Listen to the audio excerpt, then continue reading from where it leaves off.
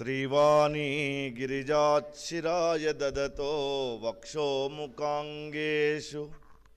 ये लोकानां स्थितिमावहन्त्यविहतां स्त्रीपुंसयोगोद्भवां ते वेदत्रयमूर्तयस्त्रिपुरुषा सम्पूजिता वस्सुरैर्भूयासुः पुरुषोत्तमाम्बुजभवः श्रीकन्दराश्रेयसे गुणगुण नडिचेटी गुन्ना ఏనుగు కెరుక గుణగుణ నడిచేటి గున్నా ఏనుగు కెరుక దుక్కులు దున్నేటి దున్నాకే మెరుక జ్ఞాని కెరుక సుజ్ఞాని మరుగు జ్ఞాని కెరుక వానాకాలము ఋతువు వనము కోయిలా కెరుక వానాకాలము ఋతువు వనము కోయిలా కెరుక కంపా చెట్టులా ఉండే కాకికే మెరుక జ్ఞాని కెరుక సుజ్ఞాని మరుగు జ్ఞాని కెరుక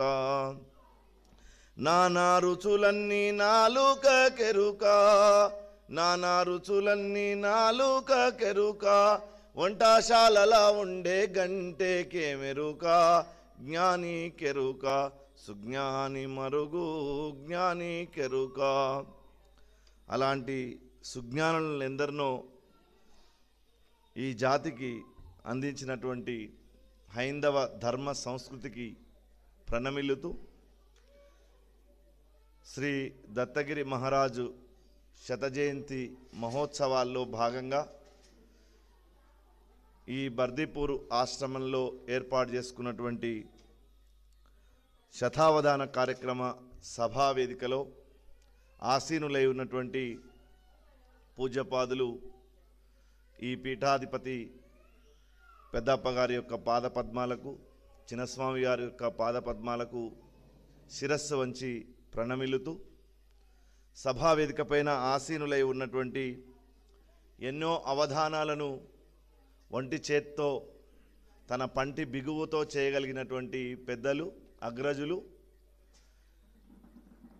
ఈ వికారాబాద్ చుట్టుపక్కల ప్రాంతం అనుకోండి, రంగారెడ్డి జిల్లాలోనే కొన్ని వందలాది మంది పద్య కవులను తయారు చేసినటువంటి ఇద్దరు పెద్దలు ఇక్కడ మన ముందు కూర్చొని ఉన్నారు.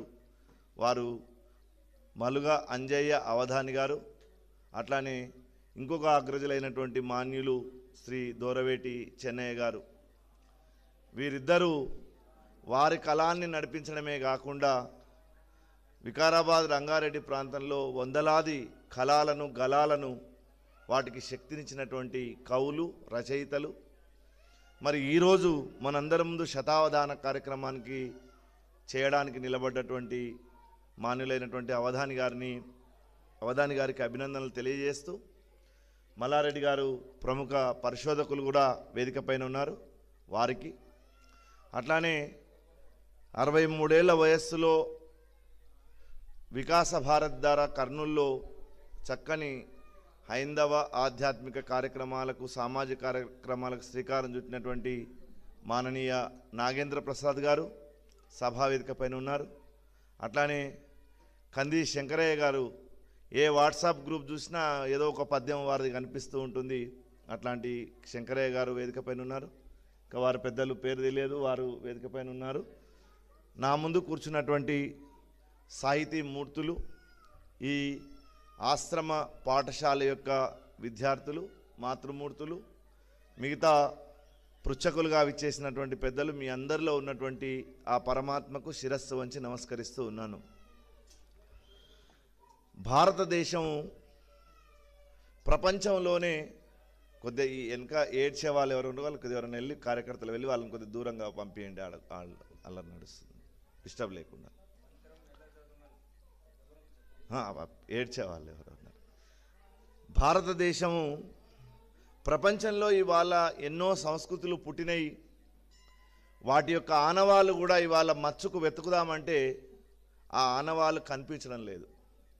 మీరు గ్రీకు సంస్కృతి తీసుకోండి, రోమన్ సంస్కృతి తీసుకోండి, ఈజిప్షియన్ సంస్కృతి తీసుకోండి, ప్రపంచంలో ప్రసిద్ధిగాంచినటువంటి 6-7 సంస్కృతులు కేవలం మచ్చుకు మాత్రమే దొరికేటటువంటి పరిస్థితి కనిపిస్తుంది.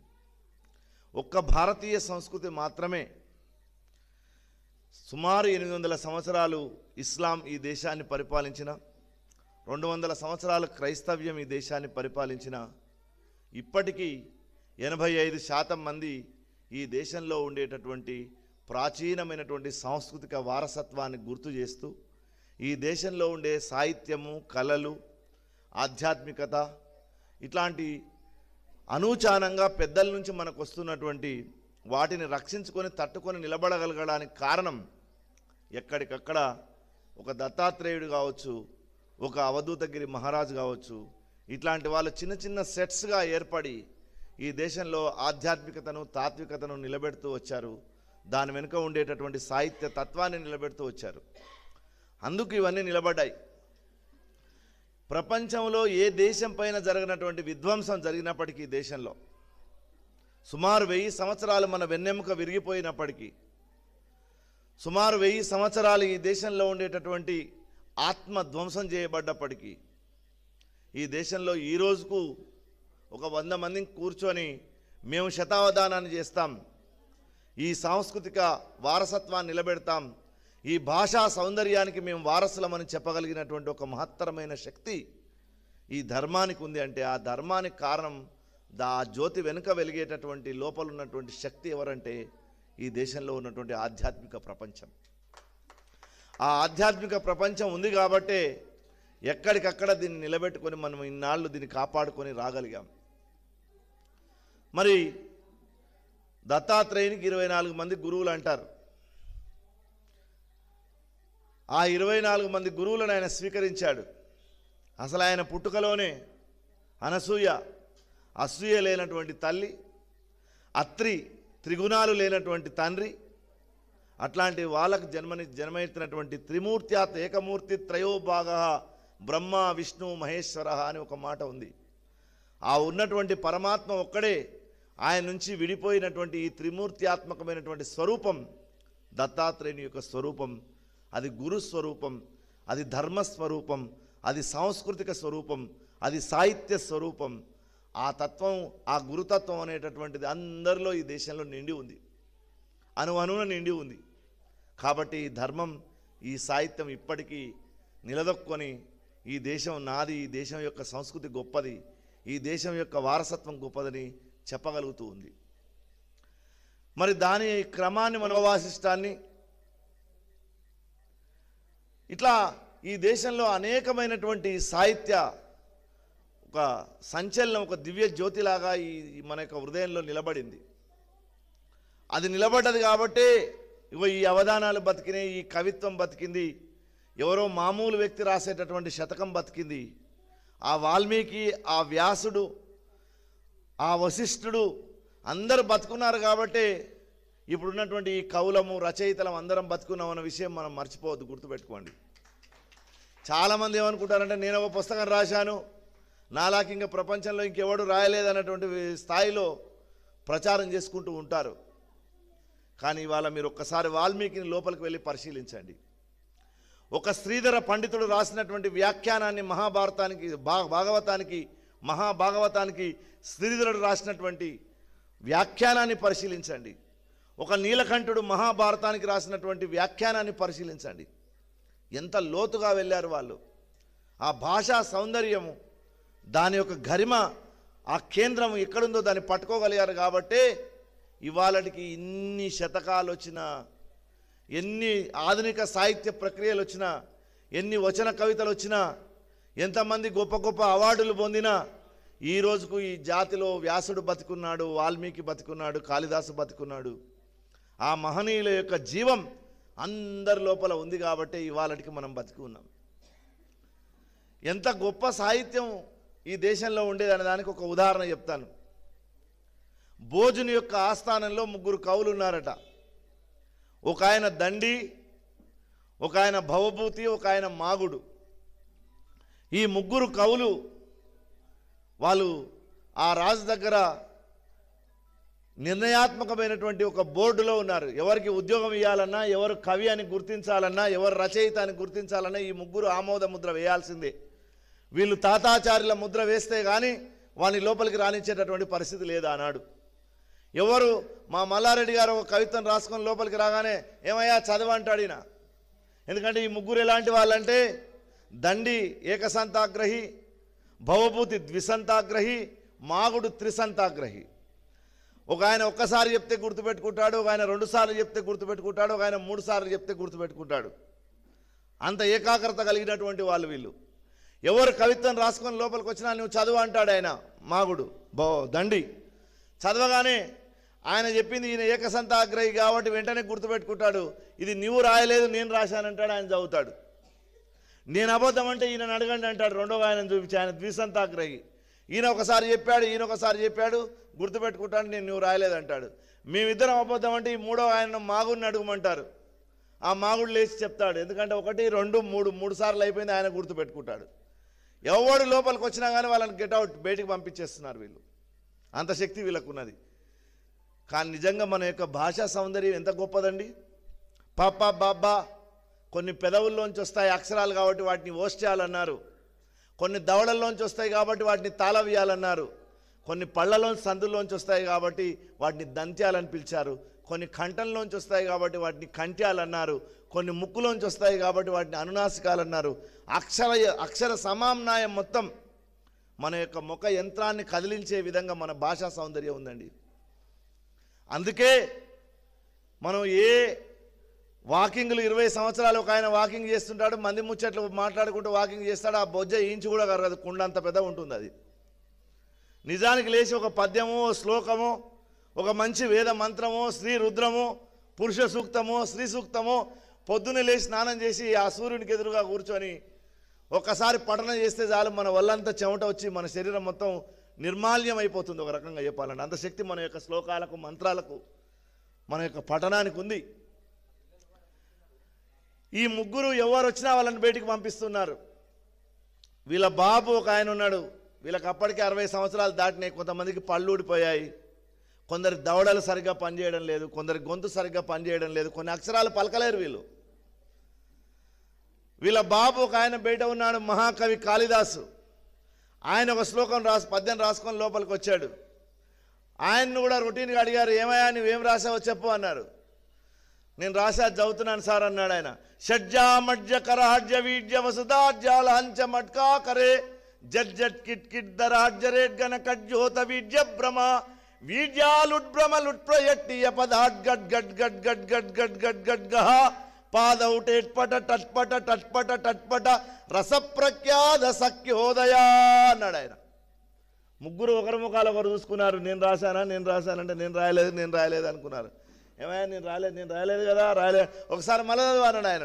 షడ్జహ మడ్జ కరాజ్య వీడ్య వసుదాజ్య లాంచ మట్కా కరే జడ్జట్ కిట్ కిట్ దరాజ్యరేట్ గన కజ్జోత వీడ్య భ్రమ వీడ్యాలుడ్భ్రమలుట్ప్రయట్టియ పదాట్ గడ్ గడ్ గడ్ గడ్ గడ్ గడ్ గడ్ గడ్ గహ పాదౌటేట్పట టట్పట టట్పట టట్పట రసప్రఖ్యాత సఖ్యోదయ అన్నాడు ఆయన.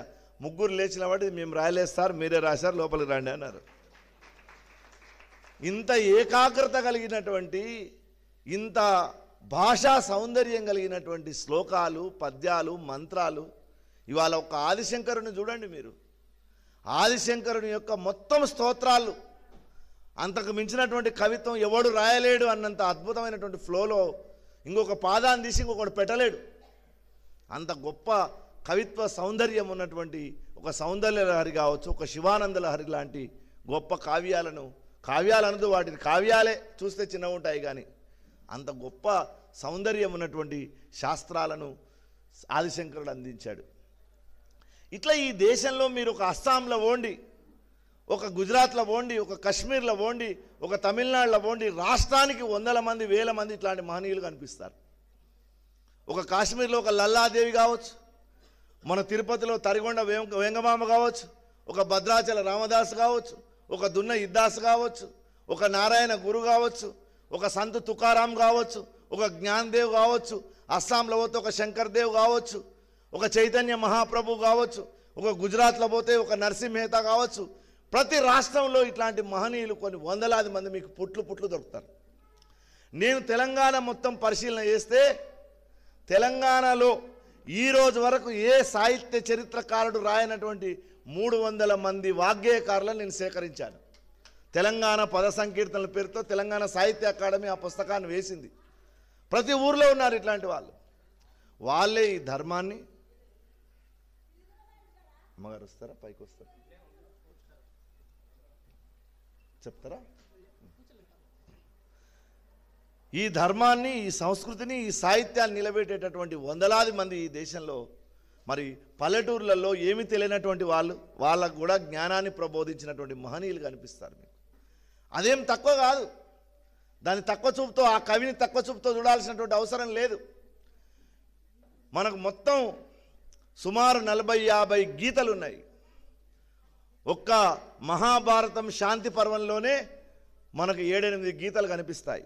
మన భగవద్గీత మాత్రమే మనందరికీ తెలుసు. కానీ ఒక వంశవ గీత, ఒక ఉద్ధవ గీత, ఒక అవధూత గీత, ఒక అష్టావక్ర గీత, ఎన్ని గీతలు ఉన్నాయో మనం చెప్పలేం. బ్రహ్మగీత, కపిల గీత, నారద గీత, గణేష గీత. మరి ఇన్ని గీతల్లో భగవద్గీతతో సమానమైనటువంటి వేదాంతాన్ని చెప్పగలిగినటువంటి ఒక గీత ఉంది. దాని పేరు అష్టావక్ర గీత. ఆ అష్టావక్ర గీతలో అష్టావక్రుడు అంటాడు, దేహాభిమాన పాశేన చిరం బద్దోసి పుత్రకః బోధోహం జ్ఞాన ఖడ్గేన తన్నికృత్య సుఖీ భవ అంటాడు.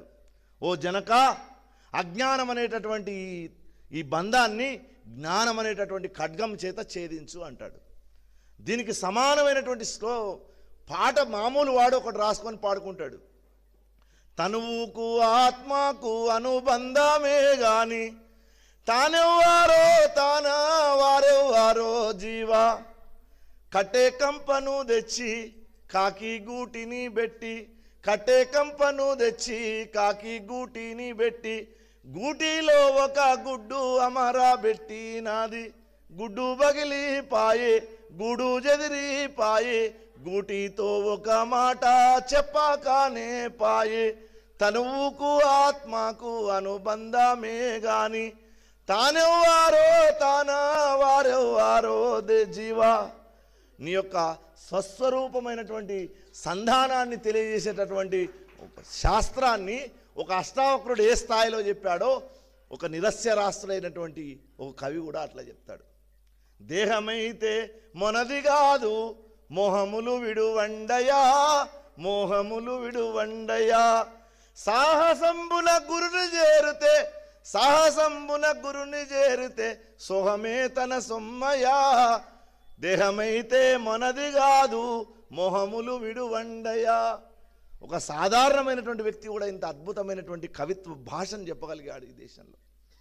అట్లాంటి వాళ్ళు ఈ దేశంలో ఉండేటటువంటి ఈ సంస్కృతిని, సాహిత్యాన్ని వేల ఏళ్ల నుంచి రక్షిస్తూ ఈ దేశం యొక్క పునర్వైభవాన్ని ఎప్పుడు నిలబెడుతూ వచ్చారు. ఆ క్రమం మనం చూసినట్టయితే మీరు వేదం కూడా, వేదం ఎప్పుడు పూర్వకాలంలో ఎవడు పుస్తకాలు, వేదం అంటే పుస్తకం అనుకోవద్దు, ఫస్ట్ మొట్టమొదటి గుర్తుపెట్టుకోవాల్సిన విషయం. అదొక బుక్కు. మన దృష్టి అంతా ఏముంటుందంటే భగవద్గీత అనగానే అదొక పుస్తకం, దాన్ని తీసుకొని రావాలి, దానికి పెద్ద నామాలు పెట్టాలి, విభూతి పెట్టాలి, దండం పెట్టి రోజు ఉద్బత్తిలు ముట్టియాలి. భగవద్గీత అంటే మన పరిజ్ఞానం మొత్తం ఇంతే. మా ఇంట్లో భగవద్గీత ఉంది, మేము దానికి దండం పెట్టుకుంటాం.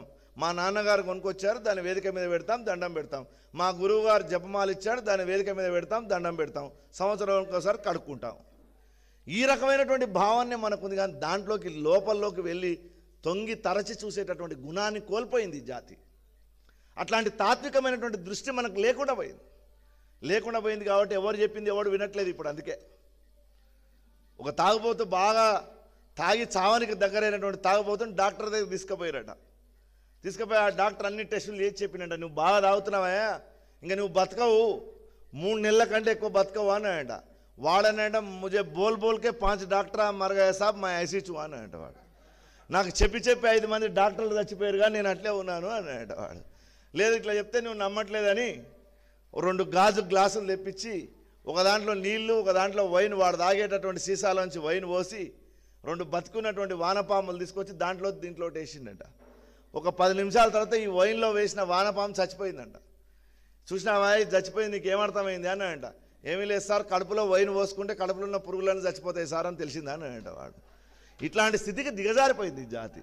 దీన్ని దిగజారడానికి కారణం ఏంటంటే నిజమైనటువంటి ధర్మము, నిజమైనటువంటి సాహిత్యము, దాని యొక్క ప్రచారము, ప్రసారము జరగడం లేదు. మీరు ఆలోచించండి, మన తెలుగునాటనే ఒక మేడసాని మోహన్, ఒక గరిగపాటి నరసింహారావు, ఒక మాడుగుల నాగపని శర్మ లాంటి వాళ్ళు సహస్రావధానాలు, పంచసహస్రావధానాలు, ద్విసహస్రావధానాలు చేశారు. మా అంజయ్య గారు లాంటి వాళ్ళు ఒక గ్రామీణ ప్రాంతంలో పుట్టి మరి శతావధానాలు, అష్టావధానాలు, ఈ అవధాన సాహిత్యాన్ని నిలబెట్టాలంటే మనకు భాష రావాలంటే మొట్టమొదలు మన పిల్లలకు భాష పట్ల మమకారం లేకపోతే వాడికి అవధానం పట్ల అవగాహన ఎట్లా ఉంటుంది? భాష పట్ల మమకారం ఎప్పుడైతే మన పిల్లల్లో మనం కలిగించాలంటే, మీరు అందరు పేర్లు తప్పు రాస్తారు. చదువుకునేటటువంటి పిల్లల్ని నిన్న ఒక యూనివర్సిటీ వాళ్ళు ఒక ప్రకటన రిలీజ్ చేస్తే జనార్దన్ అనే పేరు రాయడానికి తప్పు రాశారు వాళ్ళు. అందులో దాని కింద జటా ఉండాలన్నా ఉండకూడదు తెలియదు, గోవర్ధన్ కింద జటా ఉండాలన్నా ఉండకూడదో తెలియదు. భాషా పరిజ్ఞానం లేనటువంటి వాళ్ళు, ఇవాళ సంధి సూత్రాలు రానటువంటి వాళ్ళు యూనివర్సిటీలలో రాజ్యాలు వెళ్తున్నారు. ఇక్కడ అవార్డులు వస్తున్నాయి పుస్తకాలకు. మరి మన పిల్లలకు భాష పట్ల ఎట్లా ప్రేమ కలిగిస్తాం మనం చెప్పండి?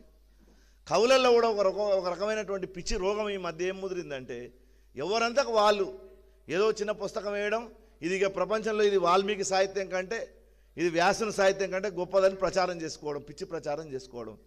మనం అసలు ఎంత అధ్యయనం చేశాం, ఎంత లోతుగా మనం పరిశీలన చేశాం, ఎవరి సాహిత్యాన్ని మనం చదువుకున్నాం. దొరవేటి గారు రాసినటువంటి కథలు చదవండి. రవీంద్రనాథ్ ఠాగూర్ అంత లోతైనటువంటి విశ్లేషణ ఆ కథల్లో ఉంది, తెలుసా మనకు?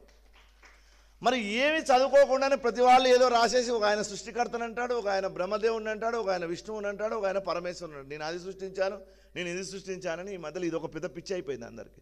అసలు ఉన్నది ఒక అనుష్ఠు శ్లోకం ఎట్లా వాళ్ళు పుట్టించారు, ఎట్లా పద్యాన్ని దాన్ని ఎట్లా కమ్మచ్చిలో నిర్మాణం చేశారు, ఎట్లా ఈ జాతికి గుర్తుండేటట్టు చేశారు, ఇది మన పిల్లలకు మనం నేర్పించడం లేదు. అందుకే ఏ రకమైనటువంటి భాషా పరిజ్ఞానం మన బిడ్డలకు లేదు ఇవాళ. లేదు కాబట్టి ఏంది, వాళ్ళు వాడేటటువంటి పదాలను, ఏ పదాలను ఎట్లా ఉచ్చారణ చేస్తారో తెలియదు చాలామందికి. ఆ ఉచ్చారణ శక్తి లేదు, దాని విశ్లేషణ శక్తి లేదు, దాన్ని అవగాహన చేసుకునేటటువంటి శక్తి లేదు. ఒక మంచి తాత్వికమైనటువంటి ఒక అంశాన్ని చెప్పేటటువంటి దాని పద్యంలోకి మార్చేటటువంటి పరిజ్ఞానం ఇవాళ కవులకే ఉండట్లేదు. ఒక రకంగా చెప్పాలంటే ఇది నింద కాదు, ఇది ప్రతి వాళ్ళు ఆత్మ పరిశీలన చేసుకోవాల్సినటువంటి అవసరం ఉంది. ఇవాళ మన బిడ్డలకు మనం ఆ భాషా పరిజ్ఞానం మనం ఇవ్వకపోతే ఈ జాతికి ఈ భాషలు బతకవు. బ్రిటిష్ వాడు ఇంగ్లీష్ అనేటటువంటి ఒక రోగాన్ని ఈ జాతికి ఎందుకు అంటించాడో తెలుసా? ఏ భాష అయినా మనం చూడండి, జహీరాబాద్కు మీరు వండి రొట్టెలు తింటారు, అవతల బీదర్ వండి వాళ్ళు ఇంకేదో తింటారు, నారాయణపేటకు వండి ఇంకో చోట ఇంకోటి తింటారు, అవతల హైదరాబాద్కు వండి ఒకటి తింటారు, నల్గొండకు వండి ఒక రకమైన ఆహార పదార్థం ఉంటుంది, ఓ రకమైన వేషధారణ ఉంటుంది. ప్రతి 100 కిలోమీటర్లకు మన ఆహారం మారుతుంది, మన భాష మారుతుంది, మన యొక్క వేషం మారుతుంది. ఈ 3 రకాలైనటువంటి మార్పులు కనిపిస్తాయి. వీళ్ళు ఎప్పుడు కూడా వాళ్ళ యొక్క పద్ధతులను వదిలిపెట్టలే. వాడు 200 ఏళ్ళు పరిపాలన చేసినా మన పద్ధతులను మనం వదిలిపెట్టలేదు. వాళ్ళకి అర్థమైంది ఏంటంటే, వీడి యొక్క ఆత్మను చంపేయాలి, వీడి యొక్క లోపల ఉండేటటువంటి తత్వాన్ని ఎప్పుడైతే చంపేస్తామో ఇంగ్లీష్ అనేటటువంటి భాష ద్వారా వాడి వ్యాపార సామ్రాజ్యం, విస్తృతమైనటువంటి వ్యాపార గ్లోబలైజేషన్తో చేసేటటువంటి వ్యాపారాన్ని వాడు నిర్మించుకోవచ్చు. కాబట్టి మన భాషను మొట్టమొదటి ధ్వంసం చేశాడు. ఏముంది తెలుగులో, తెలుగు గురించి ఏది ఊరికే, తెలుగు మాట్లాడేవాడు చాదస్తుడు, ఇంగ్లీష్ మాట్లాడేవాడు గొప్పవాడు అనేటటువంటి భావం ఎప్పుడైతే మన మనస్సులోకి ఎక్కించారో, ఇప్పుడు మీరు తమిళనాడు పోండి, కర్ణాటక పోండి, వాళ్ళకి భాష పట్ల విపరీతమైనటువంటి అభిమానం ఉంది. గుజరాత్ పోండి, వాళ్ళకి భాష పట్ల, ఎవరికైతే భాష పట్ల అభిమానం ఉందో ఆ రాష్ట్రాలన్నీ బ్రహ్మాండంగా ఉన్నారు వాళ్ళు. అక్కడ కల్చర్ ధ్వంసం కాదు, సంస్కృతి ధ్వంసం కాదు, సంస్కృతి ధ్వంసం కాదు. మీరు ఇంగ్లీష్ మొత్తం ప్రపంచం మొత్తం ఇంగ్లీష్ గొప్పదని చాలామంది అనుకుంటుంటారు. ఇంగ్లీష్ గొప్పదేం కాదు. కేవలం 9 దేశాలు మాత్రమే వాళ్ళు పరిపాలన చేశారు. ఆ 9 దేశాల్లో మాత్రమే ఇంగ్లీష్ బానిసత్వం ఉంది ఈరోజు కూడా. ప్రపంచంలో ఎక్కువ పరిశోధనలన్నీ రష్యా నుంచి వచ్చాయి. ఎక్కువ పరిశోధన PhD పత్రాలన్నీ రష్యా నుంచి వచ్చాయి. చాలామంది జర్మన్స్ వాళ్ళు ఈ ఎక్కువ విషయాలను కనుక్కున్నటువంటి వాళ్ళు ఉన్నారు. మీరు ఇప్పుడు లండన్ అంటే అమెరికా, ఇంగ్లాండ్ పక్కన ఉండేటటువంటి ఐర్లాండ్, చిన్న దేశం, మన హైదరాబాద్ ఎంత ఉంటుందో అంతే ఉంటుంది అది. వాడి భాష ఐరిష్. వాడు ఆ పక్కనే ఉండి ఇంగ్లీష్ వాడి ప్రభావానికి లోను కాలే. దాని పక్కనే స్విట్జర్లాండ్ ఉంటుంది, ఇంతే ఉంటుంది, మన హైదరాబాద్ కంటే చిన్న ఉంటుంది అది. వాడి భాష స్వీడిష్. వాడు ఇంగ్లాండ్ వాని యొక్క ప్రభావానికి లోను కాలే. అట్లనే నార్వే, చిన్న దేశం, మన పాత మౌనర్ జిల్లా అంత ఉంటుంది అది. వాళ్ళ భాష నార్వేజియన్. వాడు ఇంగ్లీష్ వాడి యొక్క ప్రభావానికి లోను కాలే. జర్మన్ వాడు వాని ఇంగ్లీష్ వాడి యొక్క ప్రభావానికి లోన్ కాలేదు, జర్మన్ భాష వాడుతున్నాడు. జపాన్లో ఇవాళ పెద్ద ఆవిష్కరణలు చేసినటువంటి దేశం జపాన్. ఆ జపనీస్ వాడు ఇంగ్లాండ్ వాడి యొక్క ప్రభావానికి లోన్ కాలే. ఎక్కువ వాని యొక్క ప్రభావానికి లోన్ అయ్యేది ఇవాళ భారతీయులు మాత్రమే. ఎందుకంటే ప్రపంచంలో ఉండేటటువంటి 700 కోట్ల జనాభాలో 140 కోట్లు ఇవాళ ఇండియాలో ఉన్నారు, 130 కోట్ల పైచీలకు చైనాలో ఉన్నారు. చైనా వాడేమో రానివ్వట్లేదు ఎవరిని. ఇంకా మిగిలిన మార్కెట్, ఏకైక మార్కెట్ ఏదైనా ఉందంటే అది భారతదేశం. ఎందుకు మార్కెట్ ఇదంటే పెద్ద మార్కెట్ ఇది. 130 కోట్ల జనాభా ఉన్నటువంటి ఈ దేశంలో వాడు ఏ వస్తువైనా అమ్ముకోవాలంటే పొద్దున్న లేచినప్పటి నుంచి కోల్గేట్ పేస్ట్ కాడ నుంచి మొదలవుతుంది, రాత్రి పండుకునే వరకు మనం వేసుకునే ట్యాబ్లెట్ వరకు అన్నీ బయట నుంచి దిగుమతి చేసుకునేవే. ఒక కేక్ ఉందంటే కేక్ ఎక్కడదండి? ఏంటి కేకు? దీపం, జ్యోతి పరబ్రహ్మ కదా, పరబ్రహ్మ స్వరూపంగా ఉండేటటువంటి దీపాన్ని కదా మనం వెలిగించేది. కానీ వాళ్ళ బర్త్డే దగ్గర నుంచి మొదలుకుంటే శోభనం గది వరకు కేక్ వెళ్ళిపోయింది. కేకులో వేసేటటువంటి ఇంగ్రీడియంట్స్ అన్నీ వాడి వ్యాపారమే. నీ పత్తి మార్కెట్లో నీ రైతుకు 50 రూపాయలు ఎక్కువ రేటు రావట్లేదు, 55 రూపాయలు వస్తే ఎక్కువ నీ పత్తికి.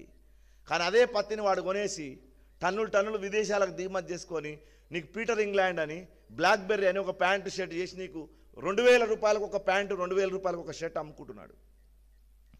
నీ పల్లి రైతుకు 70 రూపాయలు రేటు రావట్లేదు కిలోకు, కానీ నీ పల్లీలు మొత్తం కొనుక్కొని దాన్ని హార్లిక్స్ పౌడర్ చేసి దాంట్లో కొన్ని ఇంగ్రీడియంట్స్ దాంట్లో కలిపి దాంట్లో ఉన్నటువంటి పిప్పిని మొత్తం మన మీద పడేసి 100 గ్రాములకు 100 రూపాయలు తీసుకుంటున్నాడు వాడు.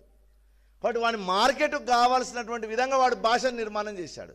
నీకు భాష నుంచి కల్చర్ మారిపోతుంది, కల్చర్ నుంచి నీ ఆహారం మారిపోతుంది. నీ ఆహారం ఎప్పుడైతే మారిపోతుందో నీ దేశం ఎకానమీ ధ్వంసం అవుతుంది. ఇది వాళ్ళు చేస్తున్నటువంటి పని. అందుకే మీరు ప్రపంచం మొత్తం కరోనా వచ్చినా కానీ మన దేశం ఎందుకు గొప్పగా నిలబడగలిగింది తెలిసిన? ఇవాళ పెద్ద పెద్ద ఆర్థిక దేశాలలో 2 రోజులు కరోనా రాగానే 3వ రోజు అందరూ పోయి లైన్లో నిలబడ్డారు బంగారం అమ్ముకోవడానికి. కానీ మన దేశంలో ఎప్పుడైనా ఏ దేశంలో అయినా ఫార్మల్, నాన్ ఫార్మల్ ఎకానమీ అని ఒకటి ఉంటుంది. మన దేశంలో ఆడబిడ్డలకు ఇచ్చేటటువంటి బంగారం, ఎంత కూలి పని చేసే వాని ఇంట్లో చింతపండు ఉంటుంది, కారం ఉంటుంది, బియ్యం ఉంటుంది, ఉప్పు ఉంటుంది వాని దగ్గర. 10 రోజులు నీకు ఏమి దొరకకున్నా కానీ వాడి ఇంట్లో వండుకొని తినగలుగుతాడు. మన దేశంలో ఇచ్చినటువంటి ఈ సంపదనే మనకు సంపదగా మారింది మొన్న కరోనా టైంలో. అది సాంప్రదాయం యొక్క బలం, అది సంస్కృతి యొక్క బలం. ఆడపిల్లలకు మనం కొంత కట్నం కింద ఇవ్వాలనేటటువంటి ఒక సాంప్రదాయ బలం మన బిడ్డల్ని బంగారం అనేటటువంటి ఒక శక్తిని మనకు ఆర్థికంగా నిలబెట్టగలిగింది. ఏ సాహిత్యం నిలబడాలన్నా, ఏ సంప్రదాయం నిలబడాలన్నా, ఏ వేషభూషలు నిలబడాలన్నా దాని వెనుక బలం, ఆధ్యాత్మిక బలం, తాత్వికమైనటువంటి బలం మనకు ఉండాలి. ఆ బలం మన ధర్మం, మన మతం మనకిచ్చింది. కానీ దుర్మార్గం ఏంటంటే ఇవాళ ఈ వెస్టర్నైజేషన్లో పడిపోయి పాశ్చాత్యీకరణ మోజులో వాడు చదివేది ఎల్కేజీ, వాని మెడకో 20 కేజీ, వానికో టిఫిన్ ప్యాకేజీ, వాని వాటర్ డబ్బా లీకేజీ, వాని చదివే పెద్ద డ్రైనేజీ. ఇవాళ మనకు తెలియకుండా మనం ధ్వంసం అయిపోయాం. ప్రతి వాడిని అశాంతికి గురి చేసేటటువంటి సాహిత్యం ఇవాళ వస్తుంది. ఏం పాటలు వస్తున్నాయి?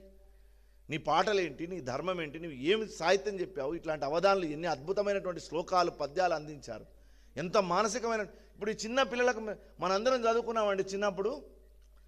కప్పను గని ఫనివరుండు గజ గజ వణికెన్ ఒక ఆయన ఇస్తాడు అవధాని గారికి. కప్పను చూసి పాము గజ గజ వణికిపోయిందట. కప్పను చూసి పాము వణకడం ఏంటి? కుప్పలు కావలిగాయగా చెప్పులు కర్రయును బూని తా చప్పుడగుచు వచ్చేడి వెంకప్పను గని ఫనివరుండు గజ గజ వణికెన్. ఇది ఆయన పూరిస్తాడు. ఎలుకలు తమ కలుగులోకి ఏనుగు నీడ్చెన్. ఎలుకలంట వాటి బొక్కలోకి ఏనుగును గుంజుకొని పోయినాయంట. ఇట్లాంటి సమస్య వారికి ఇస్తారు ఇప్పుడు అవధానంలో.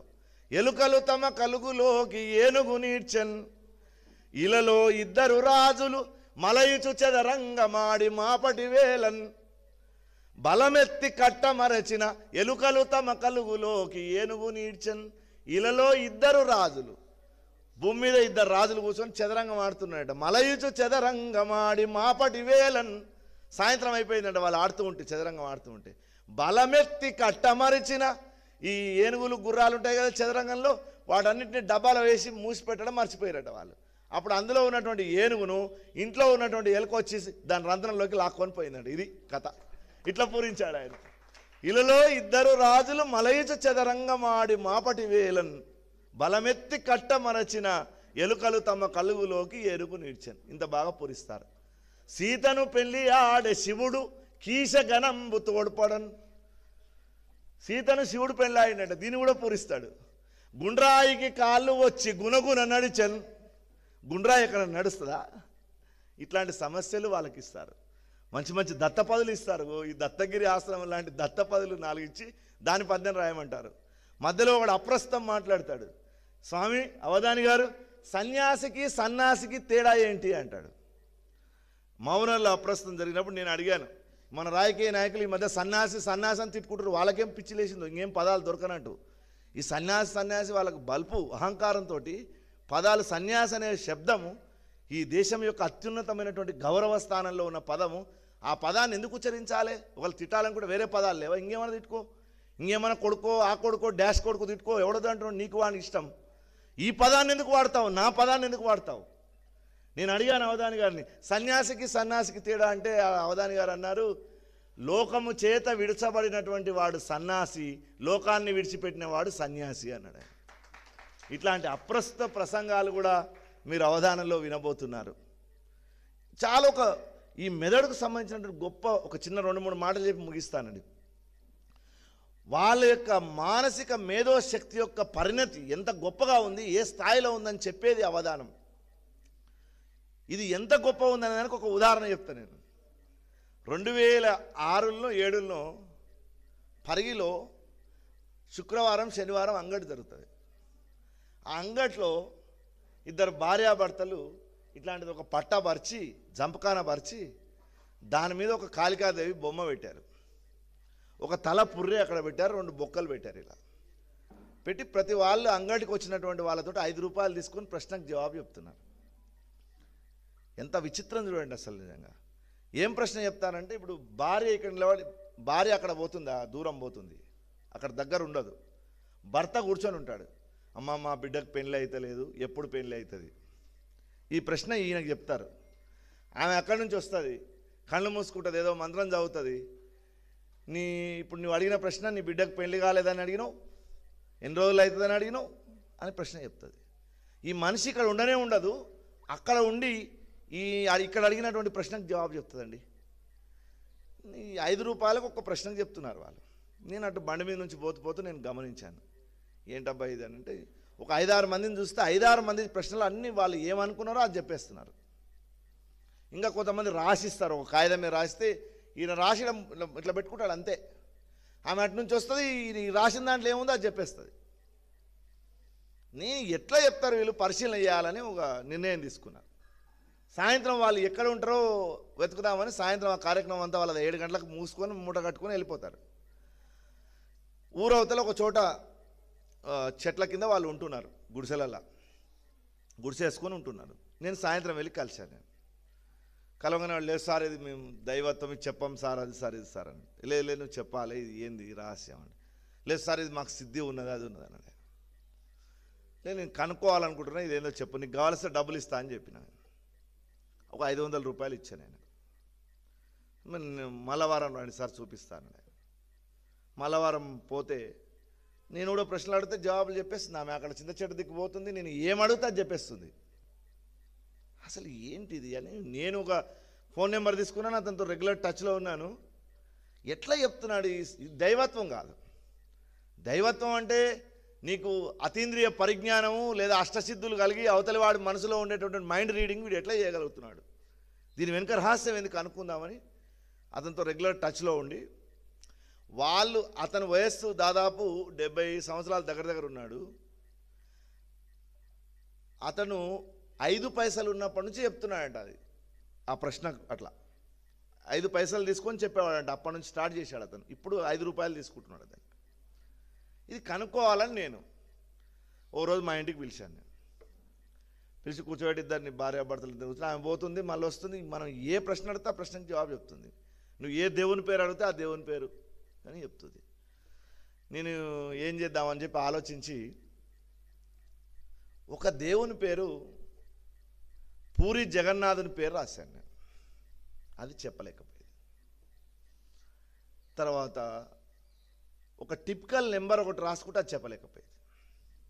ఈ 2 ఎందుకు చెప్పలేకపోయింది అన్నప్పుడు, నేను నిజం చెప్పు నువ్వు, నేను పట్టుకున్నాను నిన్న అని అన్నాను. ఏమీ లేదు సార్, ఇది ఒక విద్య సార్ అన్నాడు ఆయన. ఏం విద్య ఇది? వాళ్ళు తెలుగు వాళ్ళు, అంటే రాయలసీమ కడప ప్రాంతం వాళ్ళు ఈ తెలుగునాట ఉండేటటువంటి అందరు దేవుళ్లకు కళ్ళతోటే సైగ ఉందట. నువ్వు నరసింహస్వామి అడిగితే ఒక కన్నుతో ఇట్లా అన్నాడంటే చాలా, ఆమె నరసింహస్వామి చెప్పేస్తుంది. పెళ్ళికి ఒక సైగ, సంతానానికి ఒక సైగ, ఆస్తి పంచాయతీలకు ఒక సైగ, చెయ్యి కూడా కదిలేయకుండా కేవలం కళ్ళతోటే అవధానం. ఎట్లా కళ్ళని తిప్పితే చాలా, ఆమె అది గుర్తుపెట్టుకొని చెప్పేస్తుంది వెంటనే. ఇది వాళ్ళిద్దరు మొగుడికి చెప్తాం కదా మనం, చెప్పగానే నరసింహస్వామి మా ఇంటి దేవుడు, ఈ సంతానం కావట్లేదు, ఈ రెండు సమస్యలు చెప్పగానే ఆయన దాన్ని బోర్లో పెడతాడు. ఆమె వచ్చి కూర్చుంటుంది, ఈయన దిక్కు చూస్తుంది, చూడగానే ఆయన కళ్ళతోటి సాగ చేసి చెప్పేస్తాడు ఆమెకు. ఈయన సంతానం గురించి అడిగాడు, నరసింహస్వామి గురించి. పూరి జగన్నాథుడు మనవాడు కాడు కాబట్టి వాళ్ళు చెప్పలేకపోయారు, ఎందుకంటే దానికి సైగ లేదు వాళ్ళ దగ్గర. రెండు కాళ్ళకు దండం పెట్టాడు ఆయన, పెద్ద మనిషి లేచి, సార్ ఇంతవరకు నన్ను ఎవడు పట్టుకోలేదు సార్ 60 ఏళ్ల నుంచి అని. అంటే ఆధ్యాత్మిక పరిజ్ఞానం ఉందా, సాహిత్య పరిజ్ఞానం ఉంది. ఏం చేస్తున్నావు కనుక్కోవాలి. నీ వృత్తికి నేను ఆటంకం చేస్తావు కాదు. అసలు నువ్వు ఎట్లా చెప్పగలుగుతావు? నువ్వు ఒకవేళ చెప్పగలుగుతావు అయితే రేపు ప్రధానమంత్రి ఎవడైతే చెప్పాలా, నువ్వు ఇంకేదో చెప్పగలగాలి. అవన్నీ అతీంద్రియ శక్తులు కావు. ఇట్లాంటి కళలు ఎంత అద్భుతంగా, చదువు రానటువంటి వాళ్ళలో కూడా ఇట్లాంటి కళ ఎంత గొప్ప నిర్మాణం చేసిరో మన వాళ్ళు ఒకసారి ఆలోచించండి. అందుకు మీకు ఈ విషయం చెప్తున్నా, మేము ముందుకు తెస్తున్నాయి. ఇట్లాంటి గొప్ప విషయాలు ఈ దేశంలో కోకొల్లలు ఉన్నాయండి. దాంట్లో సాహిత్యంలో ఇప్పుడు ఘంటాకరణ ఉంటుంది, ఆ అంకెలు లెక్క పెట్టడం ఉంటుంది, ఎన్ని ప్రక్రియలు ఈ దేశంలో.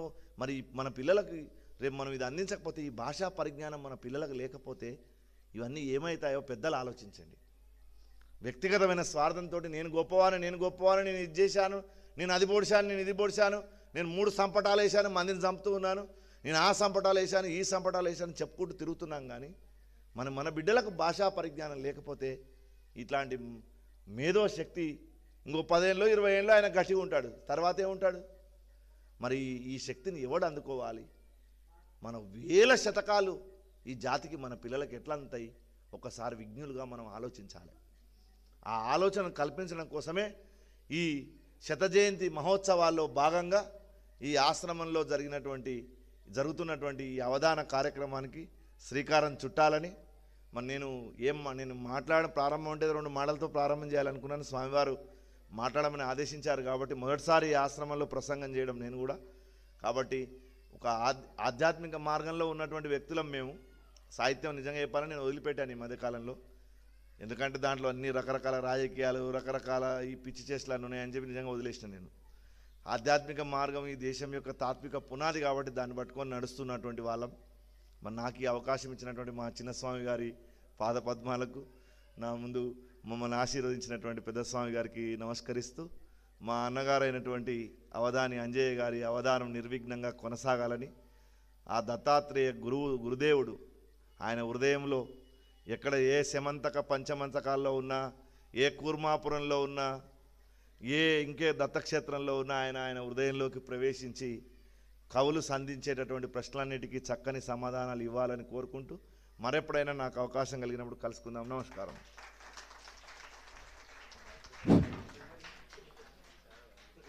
భాస్కర యోగి గారు చక్కటి అమృతవాక్కులు అందించారు. చక్కని తత్వాలు, మన సంస్కృతి యొక్క విశిష్టత, ఆధ్యాత్మికత, ధర్మం యొక్క గొప్పతనం, సాహిత్య సౌందర్యం, మన కర్తవ్యం, ఇట్లాంటి విషయాలు చాలా అందజేశారు.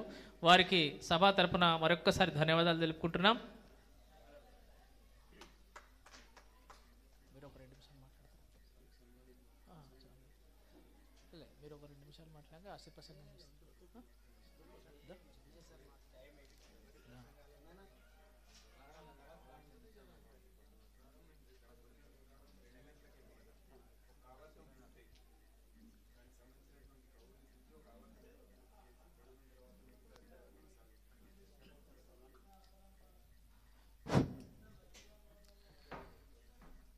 మాన్యశ్రీ డాక్టర్ భాస్కర్ యోగి గారికి చిన్నప్ప గారు, పెద్దప్ప గారు, అవధాని గారు, వేదిక మీద ఉన్నటువంటి పెద్దలందరూ కూడా సన్మాన కార్యక్రమం నిర్వహిస్తారు.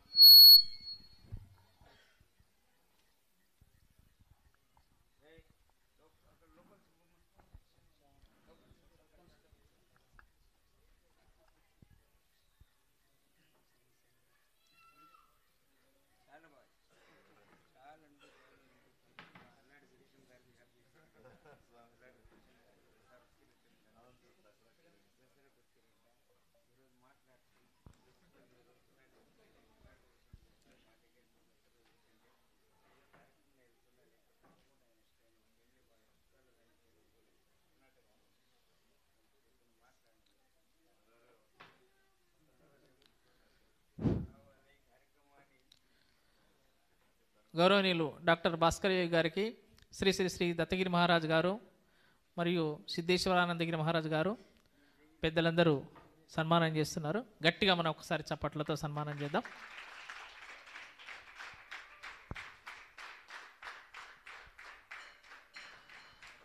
తదుపరి కార్యక్రమము శతావధానం ఉంటుంది.